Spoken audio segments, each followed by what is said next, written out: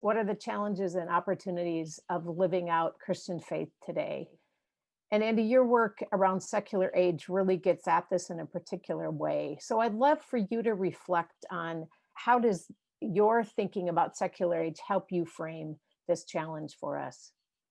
For a while now, I've been trying to mine Charles Taylor's stuff for my own writing, and really, I guess, kind of fell back into it just because of working directly with congregations and pastors so much out there, Mhm. whether they're youth ministers or ordained pastors leading congregations. And it feels like a huge issue for me, or a big takeaway from Taylor's contested work that I do think is really helpful and has been informative to pastors, is that whatever time we're in, it feels like there's a certain kind of that the pastor, that the leader is pinched in certain ways. And I think it's such a it's a deceptive time, and it just keeps feeling like, to me, that we're potentially running ourselves in the wrong direction. And I think one of the helpful things about Taylor's work is really trying to mine. I mean, I think one of the misunderstandings of his book, A Secular Age, is to presume that he thinks that that we're entering into this like fully rationalized period without God, where he really believes we're somewhere else. So the classic secularization theory, that religion is just disappearing as we become more and more modern, he doesn't think is true. But at the same time, he thinks there's a different kind of dynamic that we feel within that.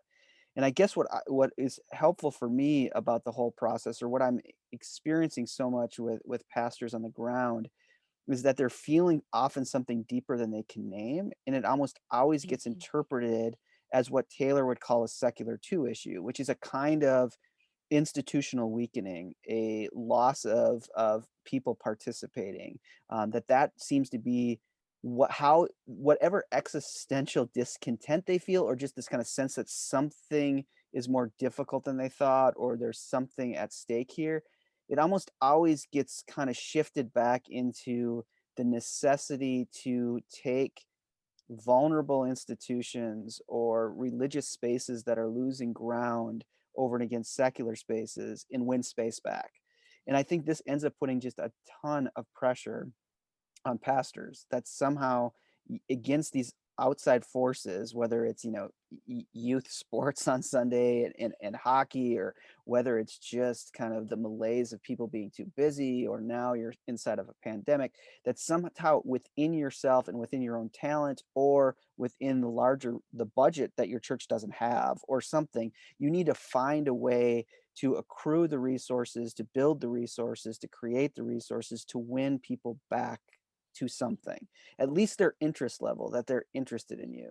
And I think I mean, in some ways, that's a legitimate feeling. And if you're kind of a religious professional in any way, you feel that. But I think what has been so helpful for me is that Taylor wants to say that's not what it really means to live in a secular age. Like, what it really means to live in a secular age is not to have to inherit potentially fragile institutions. What you inherit instead, and I think the pastor inherits this almost even more than sometimes even more than her people, is that you inherit a fragilization of belief itself. And what becomes fragilized is yeah, is belief, is the sense that there is a transcendent reality outside of you that speaks and that calls you into it. And so what I've really seen is that pastors become so kind of existentially drawn to, how can we build resources to keep our institutions functional? And that, in many ways, that competes with what I think is a larger theological question of, how do you help people in their most concrete lives experience or interpret or have ears to hear again a living God speak to them, and how that becomes, to most people, becomes unbelievable. And so, what's been helpful for me about Taylor, and I think is a challenge for theological education, is he thinks our biggest issue here, for good or for ill, I mean, he's always so ironic, he's not willing to really come down hard in one area, though it comes out, but that we've just lost these languages of transcendence. So a huge issue is, that I think we as a seminary always have to kind of existentially deal with, is, are we and pushing pastors out and pushing them in a direction to take on kind of languages of accruing resources or skills to accrue resources. And of course, at some level, they need that, but it also can find a way to make these deeper languages of transcendence that people need to get back into their lives lost. And I mean languages of transcendence in more of a kind of analogical way of this kind of sense of a vision for that. And I think what's particularly hard for a lot of pastors is that this sense that belief becomes fragilized.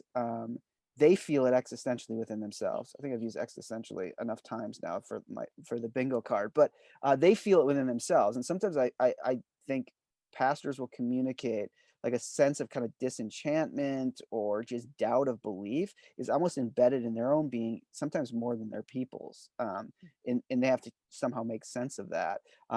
But that this fragilization then is kind of the way Taylor articulates it, which I kind of sense out there, is that it then is taking on this kind of imminent frame, that everything is framed in imminence. So the kind of fragilization isn't that people are directly, I mean, there's a small percentage of people, but most people aren't directly opposed to this idea that there's a living God or organizing their lives around a living God. It's just something they don't even really think about, that they have the hardest time even conceiving of it. So the challenge always is, well, how can we get people's minds on church as opposed to how can we get people's minds on something bigger than themselves? How can we get their minds on something about the word of a living God who calls out to them? So for me, that becomes the bigger issue. So how we train pastors to do ministry inside of an imminent frame where the default setting of all of us culturally, even the pastor, him or herself, is an imminent one as opposed to a um, a transcendent one, or it's a natural one as opposed to a supernatural one. How do we live inside of that? And there are a lot of open options here too. You know, I think sometimes we tend to feel like, well, I mean, there's an interesting conundrum is that if we get stuck in a kind of secular two perspective, this is about institutional decline and the necessity to accrue resources for institutions to survive, which is an issue. But instead of this is a larger question of how do we help people have the disposition and ability to interpret and respond to the word of the living God in their lives. How do you shift the local church from an inherited mindset to living differently within this understanding?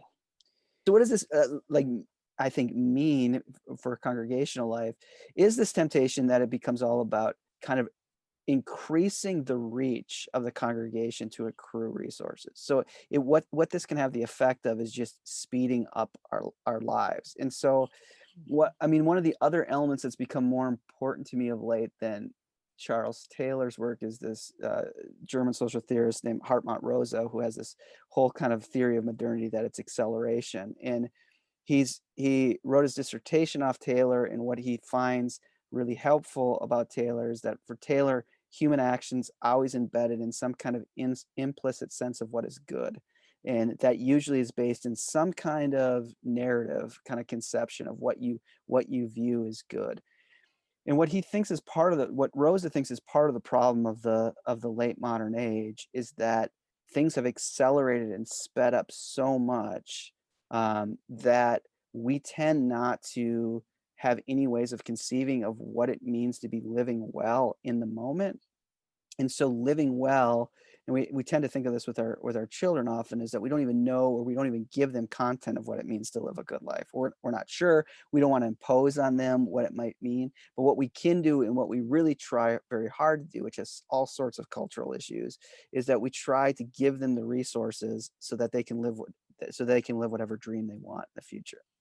So that can get imposed into the congregation too, where what the congregation actually provides to people are resources to be able to accrue whatever good life they might want to live. So there's not really a claim inside of the deep traditions of the Christian faith of what it means to be living well now, or what it means to be living in a form of discipleship or a form of being in Christ in some way, that that it all becomes projected into the future.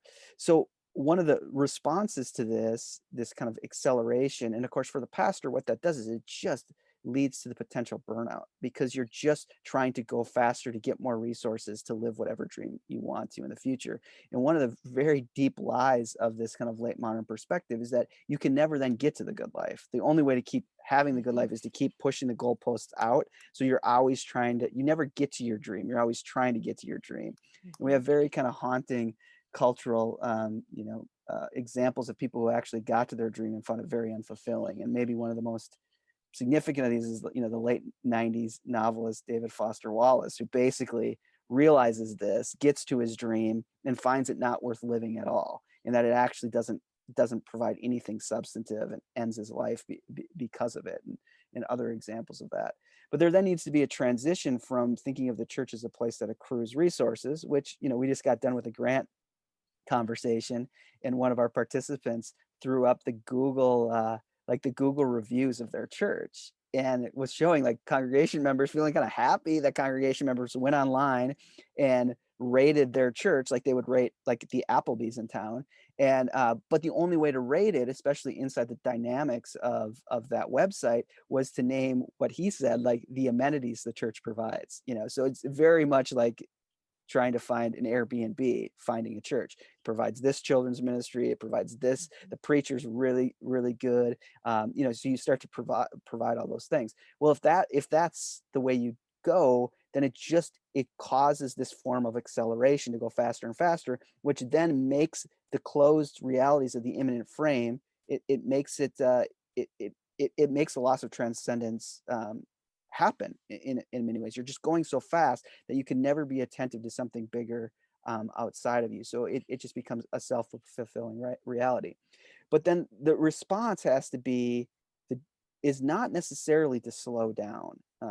The response is actually to be taken into a deeper form of what Rosick talks about in his social theories is this sense of resonance that you feel again connected to something. Like the great danger of kind of upwardly mobile, privileged Western people is that you go so fast that you actually feel more disconnected to the world than connected to it. That you feel more on top of the world than in it. That the world can actually feel dull, or that a live wire between you and the world is no longer there.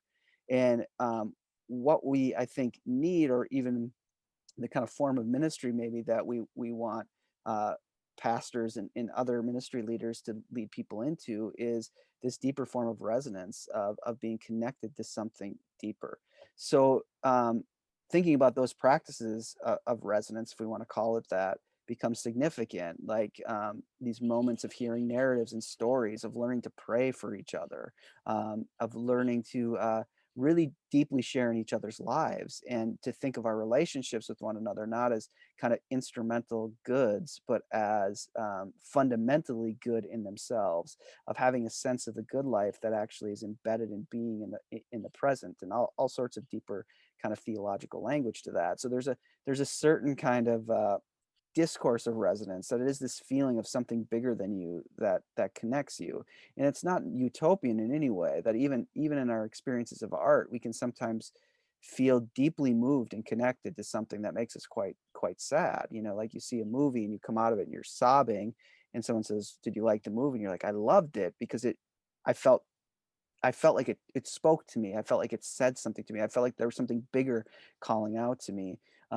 So Rose is a very kind of academic-based, Frankfurt School German thinker, but it's kind of pointing towards this deeper sense of feeling pulled out of ourselves as significant. So I think there are really kind of common Christian practices.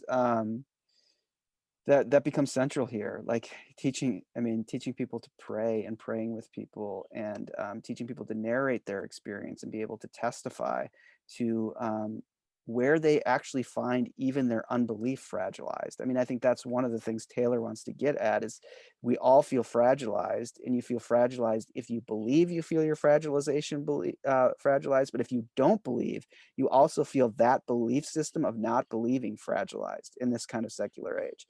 He calls that cross pressure, that you find yourself crossed up. And um and I just think that becomes the place where congregations need to live, is in this kind of sense of cross pressure. And journeying with people. But if you're only there to accrue resources to win some kind of religious space over against the a religious space, like make your Sunday program offerings more important than, youth soccer, then you can never you can never really get to that, that you that will you don't have time for cross pressure, because it becomes a different kind of rhythm than just driving to, compete to keep people coming. So, Michael, as we think about this particular challenge, what helps you frame this? And specifically thinking about congregational leaders and what this means, not only with challenges, but opportunities. I think one of the big challenges in thinking about forming Christian faith has to do with people not being clear about the why it's important. There's some assumptions about how it's always been important, or it's been important in their family or in their tradition, but they're not always able to articulate why it's that important.